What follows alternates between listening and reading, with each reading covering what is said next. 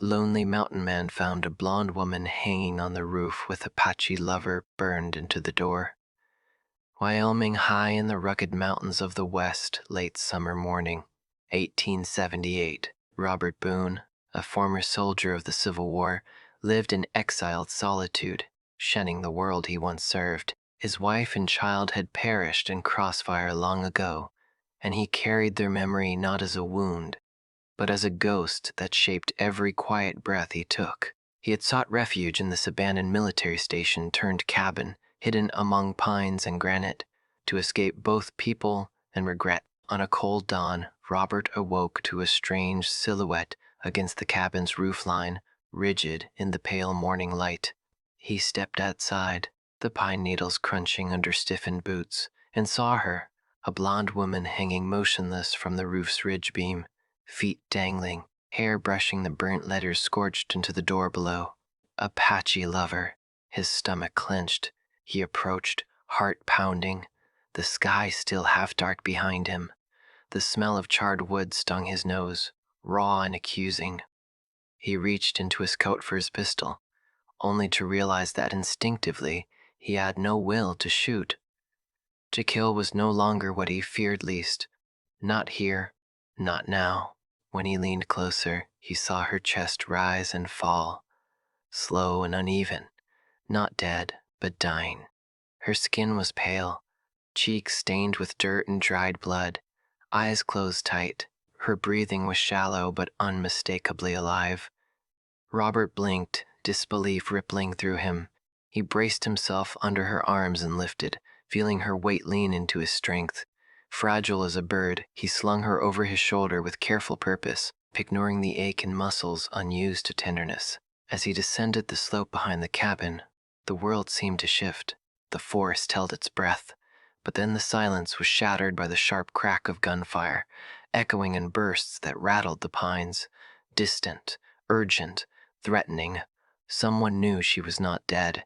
Someone had seen her, perhaps hunted her. Robert tightened his grip on the unconscious woman, her pulse fluttering against his back. He did not falter. He ran, boots skidding on loose stone, branches clawing at his coat toward the lean-to he had made near a hidden stream. Safety was a few slow minutes away. But in that time, each step felt like salvation or bloodlust in pursuit. When he reached the edge of the clearing, with ragged pines behind and his rough shelter ahead, he dared to hope that no one else had followed. He eased down gently, laying her on a bed of furs and blankets he kept for emergencies. Her hair, tangled and golden, spilled across the furs like sunlight trapped in cloth. He knelt and lifted her chin. Her eyelashes fluttered. She breathed deeper, a single shaky gasp. He exhaled without noticing he had been holding it. In the still air, the only sound was her ragged inhalation and the distant echo of fear beyond the trees. He knelt in the morning light, listening to her breathing, as though it were a secret only he was allowed to hear. He could not yet think about what came next, or who had done this, or why. He only knew that she was alive, and that he would not let her die here. Not by wood or flame or vengeance. Outside, the forest seemed to pulse with renewed life, the pines whispering above, the distant gunshots gone silent for now, and Robert listened, heart pounding as he waited for her eyes to open. She burned with fever through the first day, and the next. Robert did what he could, cleaned her wounds, bathed her head in cool water drawn from the spring behind the cabin, wrapped her limbs in linen stripped from old shirts. She stirred only once, whispering one name like a broken string repeating in the wind. Baru Hambor. It haunted the silence. That night, while the fire crackled low, she woke in a panic. Her arms flailed, her breath turned sharp. She screamed and reached toward her neck, clawing for something invisible. "Get away! Let me go! I'll die before you take me back!" Robert moved fast, grabbed her wrists, not harsh but firm. She struggled hard, teeth clenched, legs kicking wildly. "You're safe," he said calmly. "You're not there anymore." She didn't believe him. Her eyes darted, filled with terror. Then she lunged toward the fireplace, reaching for the blade he used to split kindling. He caught her around the waist and pulled her back hard against him. "Don't," he said, voice low. "Not like this. Not when you made it this far." Her body trembled, her breath hitched. For a moment, she sagged in his arms like someone who had run too far and realized there was still more road to go. He loosened his hold. She turned slowly, her voice cracked and wary. "Who are you?" "Name's Robert," he said. "Boone, this is my place, or what's left of it. You found me?" He nodded. Her eyes lowered. She sat on the floor, legs folded beneath her, arms wrapped around her chest like a child holding herself together. Then, after a long silence, she whispered, "My name is Annabeth Qualley." Robert froze, Crawley. The name hit like a musket shot to the chest. He had not heard it in years, but once it had been inked across the orders that set mercenaries into Apache lands. Orders signed by Nathaniel Coelho, plantation baron, cattle lord, and self-proclaimed purifier of borders. "He," Anth continued, unaware of Robert's shifting gaze. "He's my father," she said flatly. "Or was." Robert said nothing. "I ran away years ago after he hit me for the last time." Her voice grew tight. "I didn't just run. I followed someone. Dewey saved me when I was bleeding in the creek behind our land. Said I wasn't the enemy. Said no one's born one." "You loved him," Robert said softly. She nodded. "We lived in the canyons far from everything. I learned his language, wore his mother's beads, slept under the stars." A tear ran down her cheek. "They came for us last winter, white men. Some I recognized, some my father paid. They ambushed us." She shook her head as if denying the memory could kill it. "Toha died protecting me. I saw him fall. I didn't scream. I couldn't." "They took you," Robert said. She raised her sleeve. The bruises had faded, but the burns hadn't. "They called me witch, Apache Lover. They said I shamed my blood. They tied me up, dragged me town to town. Then they left me hanging." Her voice broke to make sure no girl ever tried to love someone like him again. Robert looked at her, his jaw clenched tight. The fire hissed. His hands had balled into fists before he even knew it. Her story stirred something old and bitter. Memories of campfires lit too close to smoke and blood, of children screaming in languages no one bothered to understand. Anth fell silent. Her eyes drooped with exhaustion and humiliation. "You can hate me," she whispered. "Everyone else does." Robert sat beside her on the floor, staring into the flame. His voice was a breath. "I don't hate you." She turned toward him slowly. "You think I betrayed my kind?" she said. "No," he said. "I think the ones who say that never knew what love looked like." She blinked. Her lip trembled. "I should have died with him." Robert reached for the fire poker, stirred the embers, and whispered without looking at her. "You didn't. And that ain't betrayal. That's survival. Only cowards fear a soul brave enough to love across a line." Anth lowered her face to her hands, and for the first time since her world burned, she cried without shame. The fire burned low that night, casting long, trembling shadows against the wooden walls. Robert sat outside the cabin beneath the moonlight, a tin cup of black coffee untouched in his hands. His eyes stared out into the woods, but he was not seeing trees or stars. He was seeing fire.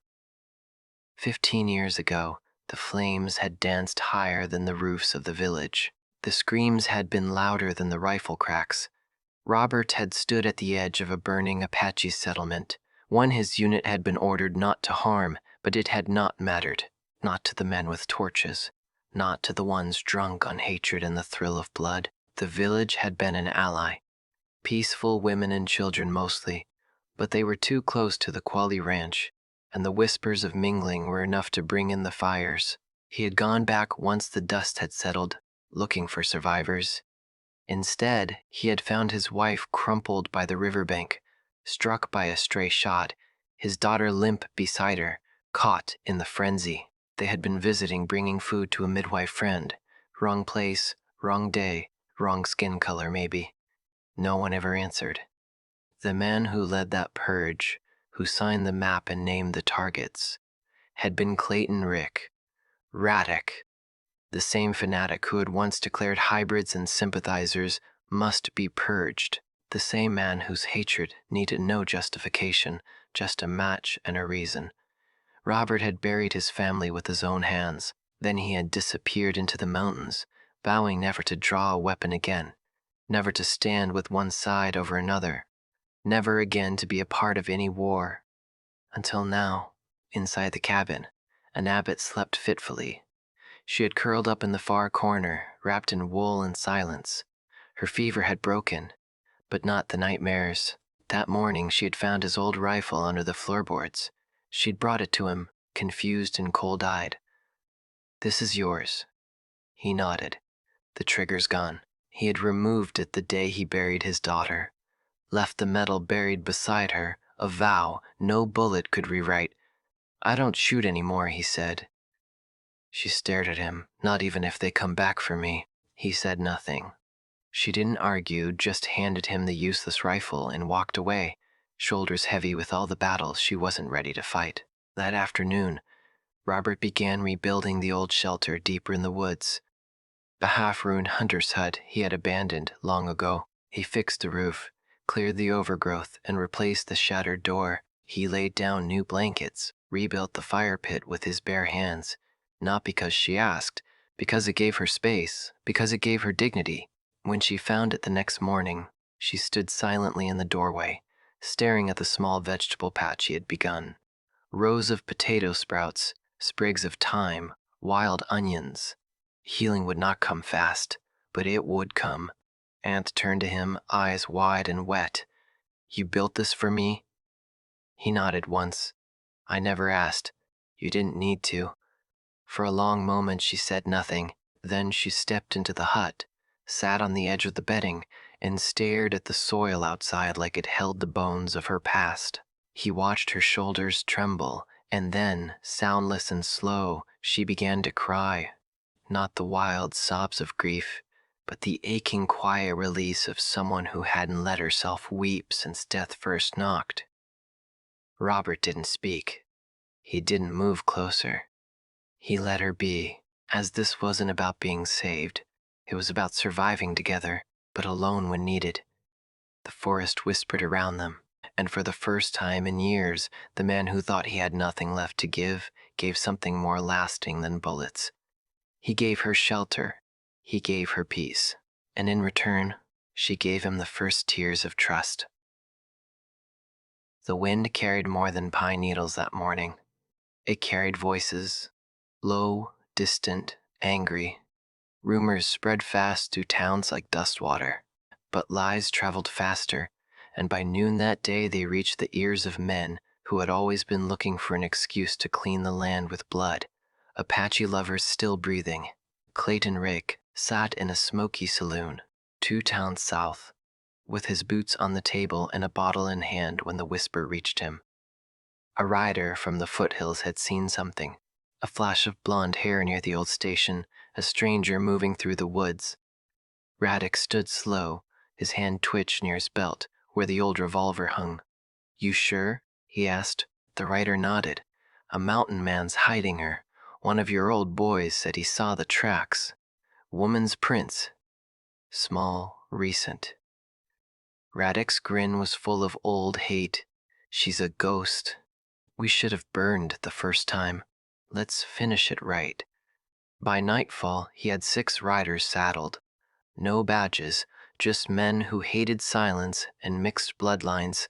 Meanwhile, up in the hills, a knock sounded at Robert's door. He opened it, hand behind the frame. A local trader stood nervously on the step, hat in hand. "I don't want no trouble, Boone," he said, "but you ought to know. There's a bounty, quiet one, posted in coins and cattle. Apache Lover's head brings it in real clean."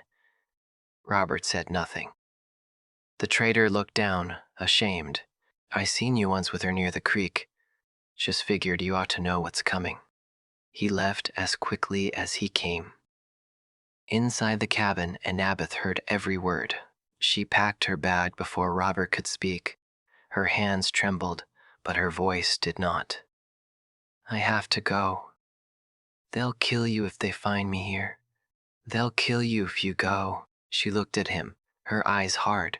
You saved me once. I'm not asking you to do it twice. Robert took a breath, stepped forward. I lost a wife and child because I followed orders. I stood still when I should have spoken. Watched fire take everything and called it fate. I won't do that again. She opened her mouth, but he wasn't done. You're not baggage. You're not a burden. You're a human being. And I'm done pretending the world gets to decide which ones are worth protecting.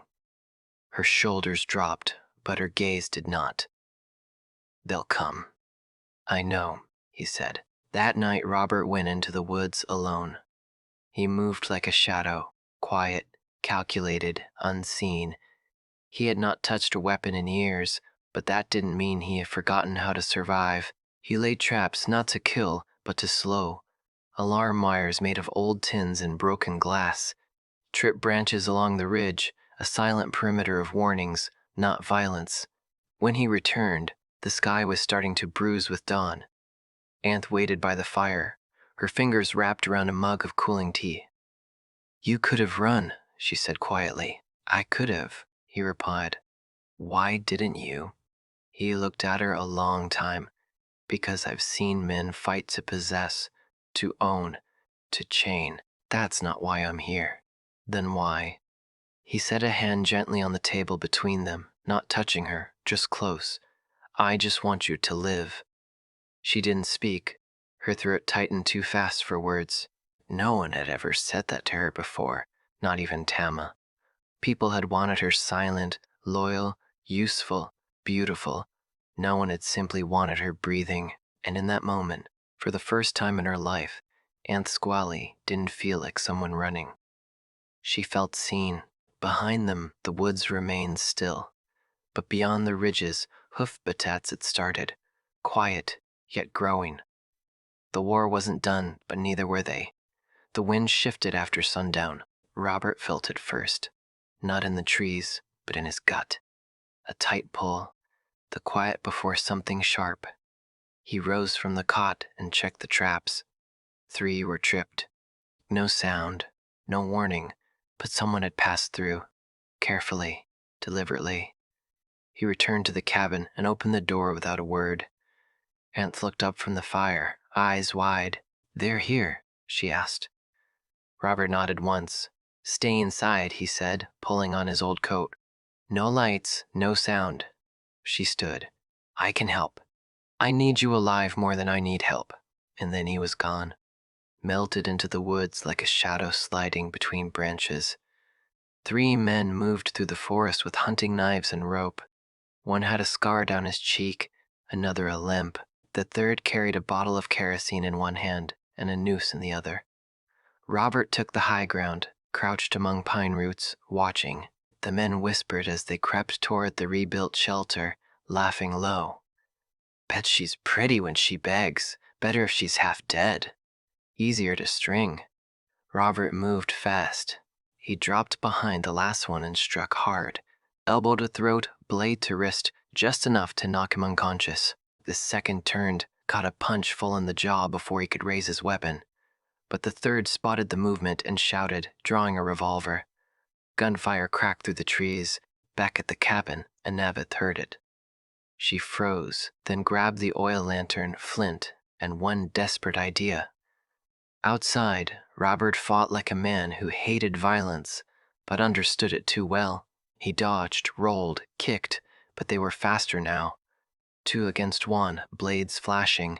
Then came light, not from the moon, from the trees. Flames roared up the dry underbrush in a sudden bloom of gold. The fire ant started, leapt from bush to branch, devouring everything in its path. Heat poured over the forest like breath from hell itself. The attackers turned, shouting, blinded by the smoke. Robert used the moment, striking fast, breaking a leg of one, dragging the other into the dirt before fleeing. He ran toward the glow, toward the danger, because that was where she was. Annette stood near the base of a ridge, her dress singed, hair damp with sweat, holding a burning stick like a sword. She coughed once, eyes searching. When Robert reached her, he didn't speak, just grabbed her arm and pulled her toward the ravine trail. They ran together, half choking, half burning, until they reached the mouth of an old cave nestled deep in the canyon wall, a place Robert had once used during winter patrols. Inside, the air was cool, safe, but barely. Robert collapsed first, then pulled her down beside him. They lay there in the dark, breath heavy, skin marked with soot and ash. She winced as he gently brushed the hair from her face. A long lock had burned at the ends, singed into a brittle curl. "You set the woods on fire," he said, almost a smile in his voice. "Just a little," she rasped. "You could have died." She met his gaze. "I know." He paused, his fingers still tangled in the remains of her hair. "Would you have died for me?" Anne swallowed, the question cracking something open. "No," she whispered. "I want to live for you." The cave fell silent except for their breath and the distant pop of burning pine. But inside them, something deeper had caught fire, and this one they would not run from. The town of Dustwater was the kind of place where shadows move faster than gossip. Robert hadn't walked its streets in years. Not since the war. Not since the smoke and screams. But now he stood in the back of a crowded trading post, face under a wide-brimmed hat, listening. Clayton Raddick's coming in by week's end, one man said over a barrel of sugar and dried beans. Got business with the mayor, or maybe something more personal. Personal like bounty hunting, another muttered. Robert stiffened. He turned and walked out, the bell over the door tinkling behind him. Down the hill at the edge of town, Aunt waited in a wagon they'd borrowed from a farmer. Her hood was drawn low, but her eyes scanned every rider, every glint of silver on a belt. When Robert approached, she spoke without looking. "Did you hear his name?" "Yes." "Then it's him." She reached into her satchel and pulled out the scorched piece of tanned leather, half burned, blackened at the corners. It had been nailed to the door of the old signal post when Robert found her strung up. It bore one word, scorched in with a hot brand, Apache Lover. Robert had always thought the burn marks were random symbols of hate, not handwriting. But now under the sunlight, Aunt ran her fingers along the edges, the angle of the A, the way the P dips below the line. This was branded by hand, not stamp. "And you recognize it?" Anth nodded. "Reddick used to write letters to my father. Threats, warnings, offers. They had a shared hatred. Only difference was my father used gold. Rake used fire. Letters to your father and one to Toma." Her voice cracked. Robert stayed quiet. He threatened to hang Toba from the town gates, called him a mud-skinned thief. He wrote it all in a twisted cursive just like this. She held up the leather again. Her hands didn't shake anymore. Robert took it from her and stared at the seared word. "He's not just hunting us," he said. "He's hunting memory. He wants everyone who ever loved an Apache to suffer," Aunt whispered. "He wants the world to forget people like Talma ever existed. Then we need to remind them." Robert had no badge, no army, no allies, but he had a truth and a fire inside that hadn't burned in 15 years. They made camp near the foothills outside Dustwater. Robert crafted a plan built not from bullets, but from proof. That night they visited the church records in town, the old parlor behind the chapel where donations and letters were stored. Anth remembered a letter her father had once burned after reading a letter from Rake warning about his daughter's dishonor. It was still there, the half-church draft copy. The church had required documentation when her father donated land for tax forgiveness. That letter contained the threat, the slur, and the unmistakable handwriting. Robert took it and wrapped it tight. Next, they rode to the old marshal's cabin. The new deputy was young, but he listened. Robert laid down the piece of branded leather, the letter from Reich, and told him everything, without shaking, without asking for trust. "We're not here to hang anyone," Robert said. "We're here to show you the rope." The deputy looked between them, then nodded. Radek arrives Friday. He's been gathering men, but if this is true, people ought to know who they're letting into their homes. Ant stepped forward. I don't need them to love me. I just need them to see me as a person, not a lesson. Robert looked at her, pride flickering in his chest. They were no longer fugitives. They were witnesses. The fight wasn't over, but the silence was. Dustwater had not seen a crowd this size in years. The townsfolk gathered near the courthouse steps, not because they were ordered, but because they were curious. Rumors had flown all week of a mountain man, a traitor woman, and a war ghost coming home to stir old ashes. Robert Boone stood beneath the midday sun, sweat lining his brow, but his voice did not falter. Before him sat Mayor Hull, the town's reluctant moderator, and beside the mayor, a small panel of elders and deputies pretending not to grip the arms of their chairs too tightly. I have here, Robert began, holding up a packet, a letter written by Clayton Reich to William Cyclully, accusing his own daughter of shame, calling for the death of the man she loved. A murmur ran through the crowd. Robert laid the letter on the table, then held up a burned piece of leather. And this found nailed to a cabin where that same girl was left to die. Branded by hand, the same script, the same slur. He looked out over the people. Many avoided his gaze. A few didn't. Next came the photograph. Robert pulled it from his coat pocket. A grainy image from the war, black and white, stained by time. It showed a line of soldiers outside a burning Apache village. One man stood at the front, tall, bearded, with a distinctive long-barreled revolver slung at his side. That weapon, Robert said, turning toward the panel, is unique. Custom trigger guard, double chat hammer. Only 6 were ever made for field captains under the Wyoming militia. One of them belonged to Clayton Reich. Clayton stood to the side, arms crossed. He had not spoken yet. Now he did. This is a circus, he barked. These are war stories. Accusations from a recluse and a woman who betrayed her own blood? Someone in the crowd murmured agreement. Radek's voice rose. We're talking about people who consorted with murderers, who welcomed savages into their bed. What's next? Will we let them raise our children? A few nods rippled through the square, but not all. Then came the quiet interruption. I was there, a voice croaked. An old man stepped from the shade near the sheriff's office, bent back, white-bearded, one hand clutched a wooden cane. I was the field surgeon under the militia the night of the Dustwater raid. Robert stepped aside. The old man approached the platform slowly, knees shaking, but voice steady. Radek gave the order. No quarter, no captives. He said he wanted the land washed clean. We attacked before dawn. Burned everything. That was the night Robert's wife and daughter died. Radek scoffed. Lies from a dying drunk. The doctor looked at him, eyes red-rimmed but clear. You buried your guilt in whiskey. I buried mine in silence, but only one of us still dreams of fire. The mayor turned pale. Others in the crowd lowered their heads, and then Anna stepped forward.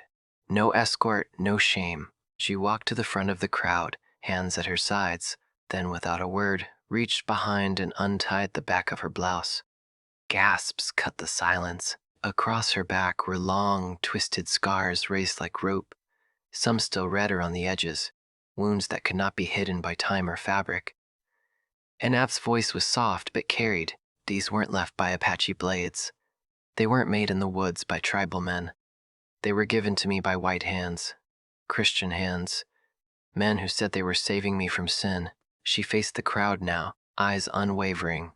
Stay Hawk didn't chain me. He taught me how to grow food with one hand and shoot a hawk with the other.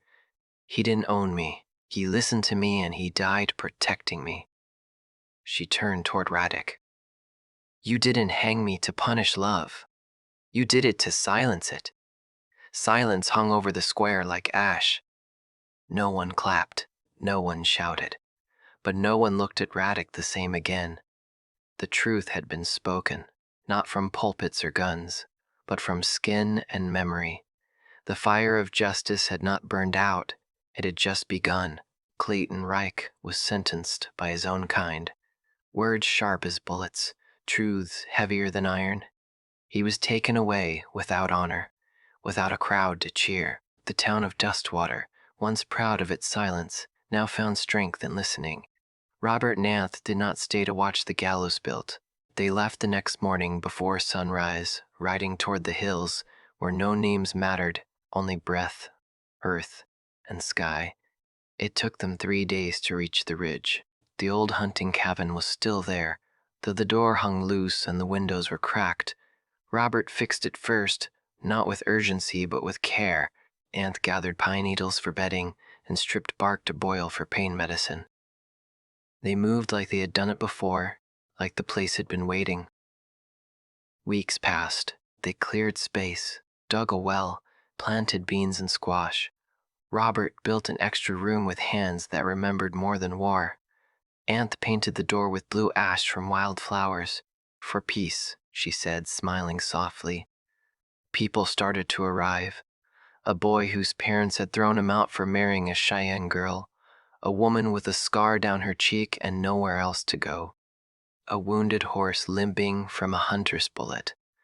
The cabin became a place not of exile, but of return. Robert watched it grow and felt something in his chest uncoil. One evening, as the sun slipped behind the ridge line, staining the mountains red gold, he walked up the path to where Anab stood near the split-rail fence. He didn't bring flowers. He didn't kneel. He just stood there, dust on his boots, hat in hand, eyes steady. "You don't need to say yes," he murmured. "There's no ring, no preacher, no whiskey toast." She turned toward him slowly. "I just need to know," he continued, "that you'll still be here when the sun drops behind that tree, and the next night, and the next." She stepped closer, hands resting lightly on his shirt. "Dua was only my first storm. He broke the locks on my cage. He taught me fire." She reached up and touched Robert's face. "But you," her voice trembled, "you taught me stillness, that love doesn't have to be lightning to be real, that it can be the sound of wood creaking under moonlight, the scent of smoke on flannel." Robert said nothing. He only closed his eyes, forehead resting against hers. She whispered, "Tomorrow is memory. You are tomorrow." They didn't wed by law. They didn't take vows before witnesses. But from that night on, the wind seemed quieter through the trees, and the fire inside the cabin never burned out. Months later, a letter was found tucked inside the pages of a donated book at the Dustwater schoolhouse. It bore no signature, but the handwriting was elegant, feminine, steady. "I was once loved by a warrior who held my heart in his hands like a blade, fierce, bright, and sharp, with the weight of 1,000 battles. Now I live with the man who holds my heart like soil, soft, steady, and strong enough to plant something in. Poop taught me how to fight. The other taught me how to stay. I have learned that love is not proven in how loud you shout or how far you run. It is proven in how long you stay when the fire is out and the nights are quiet. He is not my captor. He is not my savior. He is simply the one who stayed. And that is enough. In the heart of a land carved by wind and fire, 2 souls once broken by war, by blood, by loss, found something they never thought they'd feel again. Not just survival, but peace. Not just memory, but a reason to stay. Robert and Anth were never crowned by a church bell or praised in a history book, but their story remains in the cabin on the ridge, in the blue wildflowers that bloom every spring, and in the quiet knowing that love, when chosen freely, can outlast even the deepest scars. Thank you for watching the story on Wild West Love Stories, where hearts still dare to beat in the dust and silence of the frontier. If this tale moved you, if it made you believe in second chances, in love that heals, and in the strength of choosing kindness over fear, subscribe to Wild West Love Stories and ride with us again, because out here, every love leaves a trail.